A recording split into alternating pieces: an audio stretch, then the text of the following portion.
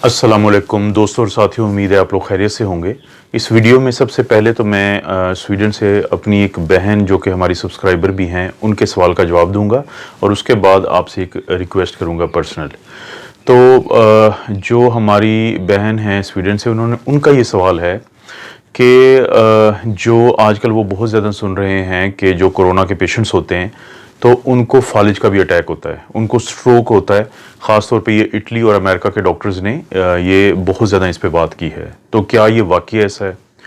तो इस सवाल के जवाब के दो हिस्से हैं। पहला तो ये है कि जी बिल्कुल ऐसा है, लेकिन ये हर मरीज़ में ऐसा नहीं होता, बल्कि वो मरीज़ जो मखसूस किस्म की बीमारियों में मुब्तला होते हैं, जैसे कि हम कहते हैं कि APS एंटी फॉस्फोलिपिड सिंड्रोम, या प्रोटीन सी की डेफिशिएंसी और प्रोटीन एस की डेफिशिएंसी, या फैक्टर 5 लाइडेन।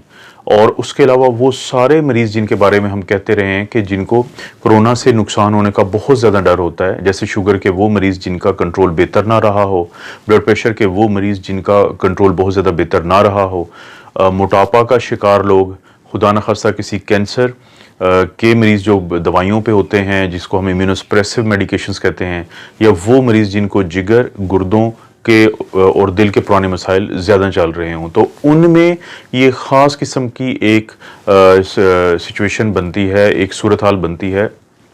इससे पहले हम सब जानते थे कि जब भी किसी को नमूनिया होता है और वो नमूनिया ख़राब होता है, या वो एक्सरे पे दोनों तरफ नमूनिया आए और उसके बाद जिस्म के अंदर ऑक्सीजन कम जाए, जिसको हम हाइपोक्सीमिया कहते हैं, तो इसका हमने नाम दिया हुआ था बिगड़ा हुआ नमूनिया, या ARDS, acute respiratory distress syndrome. ये वो चीज़ है जो पहले भी होती थी और इसमें मॉर्टेलिटी रेट या खुदा न खास्ता मरीज़ों के मरने की तादाद हमेशा से ज़्यादा रही है। ये कोरोना से आने से पहले की भी बात है। और लेकिन इटली में और अमेरिका में डॉक्टर्स ने नोट किया कि इस सिचुएशन के अलावा भी कुछ ऐसे मरीज़ थे जिनके जो उन्होंने CT स्कैन चेस्ट का करवाते थे तो उस पर नमूनिया की बहुत ज़्यादा ख़राब सूरत हाल नहीं होती थी।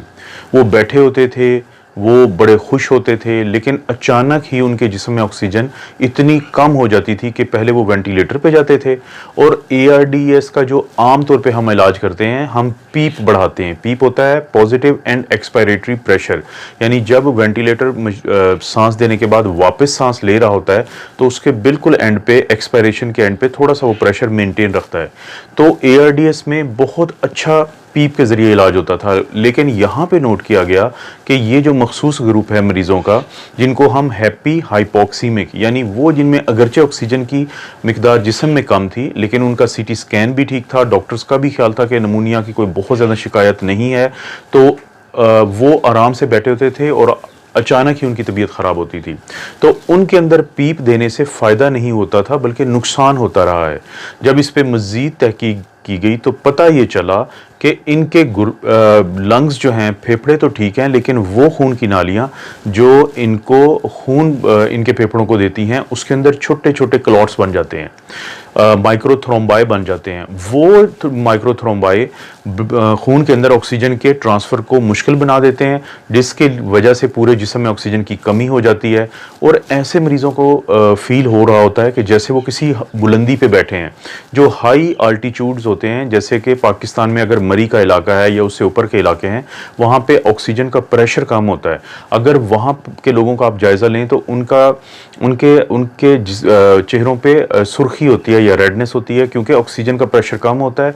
तो जिस्म ज़्यादा से ज़्यादा सुर्ख खलिए पैदा करता है ताकि कम ऑक्सीजन को ज़्यादा सुर्ख खलिए जिस्म में लेके जाएं। लेकिन अगर कोई आम शख्स बहुत ज़्यादा बुलंदी पे चला जाए, अगरचे उसके फेफड़े ठीक होंगे लेकिन उसके जिस्म में ऑक्सीजन कम जाएगी और उनको बहुत ज़्यादा प्रॉब्लम बनने का ख़तरा है फौरी तौर पे। तो ये मरीज़ों की वो टाइप जो मैंने अभी जिक्र किया, इनके अंदर ऐसा ही महसूस हो रहा था, क्योंकि लंग्स तो ठीक थे, फेफड़े तो ठीक थे, लेकिन फिर भी ऑक्सीजन कम जा रही थी। तो ये हाई अल्टीट्यूड प्रेशर वाले मरीज़ों की तरह बिहेव कर रहे थे। तो इस ARDS को नाम दिया गया L टाइप। जो पहले रूटीन की ARDS है उसको कहा जाता है H टाइप। तो स्ट्रोक भी यही क्लॉट जब टूट के ब्रेन की तरफ जाते हैं तो उससे फालिज का डर होता है। जब ये क्लॉट्स टूट के टांगों में या बाजुओं में जाते हैं तो उससे गैंग्रीन का डर होता है। और अगर ये टूट के दिल की नालियां या कोरोनरी आर्टरीज में जाते हैं तो उससे हार्ट अटैक का डर होता है। तो आपके सवाल का जवाब ये है कि बिल्कुल होता है ये स्ट्रोक, लेकिन वो मरीज़ जिनको मखसूस किस्म की बीमारियां जिनका मैंने नाम लिया है, और ख़ास तौर पे जो एंटी फॉस्फोलिपिड सिंड्रोम या उसको एक और नाम देते हैं कैप्स यानी कैटास्ट्रोफिक एंटी फॉस्फोलिपिड सिंड्रोम, यानी बहुत ज़्यादा जब ये बीमारी किसी में पहले से मौजूद हो तो उनमें इस चीज़ के चांसेस हैं कि उनमें स्ट्रोक हो सकता है। दूसरी मेरी आपसे एक मुख्तसर सी दरख्वास्त है कि क्योंकि आपको पता है कि 9 मई के बाद यानी कल के बाद पाकिस्तान में लॉकडाउन मरहलावार ख़त्म हो रहा है, तो आप लोग प्लीज़ अपना ख्याल रखें। आप लोगों ने कोशिश करनी है कि ज़्यादा से ज़्यादा मास्क पहनें, अपने हाथों को 20 सेकंड के लिए साबुन और पानी से बार बार धोएं, और कोशिश करें कि अपने हाथों से अपने नाक, अपने मुंह और अपनी आंखों को धोए बगैर या सैनिटाइज़र के इस्तेमाल के बगैर मत टच करें। क्योंकि अगर आप अपना ख्याल नहीं रखेंगे और खुदा न खास्ता आपको ये वायरस मुंतकिल होता है और आपको ये बीमारी का आप शिकार होते हैं, तो आप ये देखें, ये लैब पाकिस्तान में पिछले 3 महीने से ये जो टेस्ट होता है जिसको हम PCR टेस्ट कहते हैं कोरोना वायरस का, इसके तकरीबन 8,000 यानी 7,900 रुपीज़ ये चार्ज करती है एक दफ़ा का। तो आप अंदाज़ा लगा सकते हैं कि इस मुश्किल टाइम पे भी जब लोगों के पास रोज़गार नहीं है, लोग बहुत ज़्यादा प्रॉब्लम का शिकार हैं, उस वक़्त में भी कुछ लोग इसको अपना ज़रिया मुआश समझ रहे हैं और वो लोगों को लूट रहे हैं, उनसे पैसे कमा रहे हैं। आप ये ज़हन में रखें कि ये एक दफ़ा टेस्ट नहीं होता है, लोग इसको 5-5 बार करवाते हैं, तब जाके उनको पता चलता है कि अब वो नेगेटिव हो गए हैं। क्या ये मुमकिन है कि कोई आम शख्स भी, कोई ऐसा शख्स जिसको हम मिडिल क्लास से ताल्लुक़ रखने वाला कहते हैं, कि वो इतने ज़्यादा महंगा टेस्ट उस वक़्त करवा सके जब पूरा पाकिस्तान एक वबा और मुसीबत का शिकार है? इसके मुकाबले में आप इस लैब का अंदाज़ा करें कि कम अज़ कम इनमें इतनी खुदा खौफी है कि इन्होंने इसके चार्जेस 2000 रखे हुए हैं, और बाज़ जगहों पे इन्होंने ये क्लेम किया है कि अगर कोई अफोर्डिंग नहीं होगा तो वो उसको फ्री ऑफ कॉस्ट करेंगे।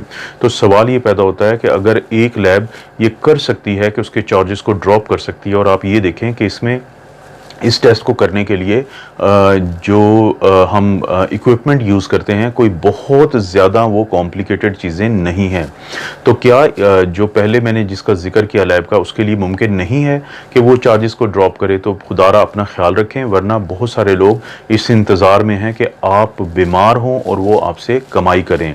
आज की ही खबर है कि वाइट हाउस के, क्योंकि एक सीनियर मिलिट्री के ऑफिसर को पॉजिटिव आया है, तो वाइट हाउस में प्रेसिडेंट ट्रंप ने डिसाइड किया है कि वो और उनकी फैमिली का अब डेली PCR टेस्ट होगा। देखिए, ना तो आप ट्रंप हैं और ना ही आप ट्रंप के बच्चों की तरह या जेरेड कुशनर की तरह कोई अमीर शख्स हैं। तो आपने अपनी एहतियात से ही इस वबा से बचना है ताकि आप मज़ीद माली मुश्किलात का शिकार ना हो। और इसके अलावा ये जो टेस्ट होते हैं, इनकी क्वालिटी का भी इशू है। कोई पता नहीं है कि ये जो टेस्ट हैं, ये जो पॉजिटिव आपको बताते हैं, ये सही भी है या गलत भी है। सबसे पहले तो रशिया में इस पे बहुत ज़्यादा इतराज़ हुआ है कि इनकी जो टेस्ट होते हैं लैब्स के, ये बाज़-औक़ात गलत होते हैं और इनकी रिपोर्ट्स की बुनियाद पे गलत मालूमात फैल जाती हैं। और एक बड़ा मशहूर वाक़या हुआ है 2 से 3 दिन पहले तंजानिया में। तंजानिया मशरक़ी अफ्रीका का एक मुल्क है जो कि कीनिया और मोज़म्बिक के दरमियान वाक़या है। इस मुल्क में अचानक ही कोरोना वायरस के पेशेंट्स की तादाद बहुत ज़्यादा बढ़ गई। इसके जो प्रेसिडेंट हैं, उनका नाम है जॉन मगोफली।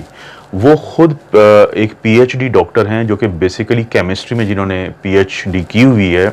जब उन्होंने देखा कि उनके मुल्क में अचानक ही बहुत ज़्यादा कोरोना वायरस के टेस्ट पॉजिटिव आ रहे हैं, लोग बहुत ज़्यादा घबरा गए हैं, तो उन्होंने ये किया कि उन्होंने 3 से 4 सैंपल भिजवाए, जिनमें से एक इंसान का सैंपल था, एक भेड़ का सैंपल था, एक बकरी का सैंपल था और एक पपीते का सैंपल था। तो ये लेबॉर्ट्री वालों को भेजे गए जो उनके मुल्क की सबसे बड़ी लेबॉर्ट्री थी, और उनको नहीं बताया गया कि ये इंसानों के अलावा भी सैंपल्स हैं। और आप हैरान हो जाएंगे कि 4 सैंपल पॉजिटिव आए। तो उसके बाद वहाँ के प्रेसिडेंट ने स्पीच की और उन्होंने बताया कि बहुत सारे लोग अपना कारोबार चमका रहे हैं इस वबा के मौजूदगी में। तो इस मिसाल को देने का मतलब ये था कि आप अपनी आंखें खुली रखें, खुद को महफूज रखें। खुद को बचाना बहुत ज़रूरी है। इस तरह आप खुद को नहीं बचाएंगे, आप दूसरों को और अपने घर वालों को बचाएंगे। अल्लाह आपको और आपकी फ़ैमिली को हर किस्म की बीमारी से महफूज रखे, अपना और अपनी फ़ैमिली का ख्याल रखें।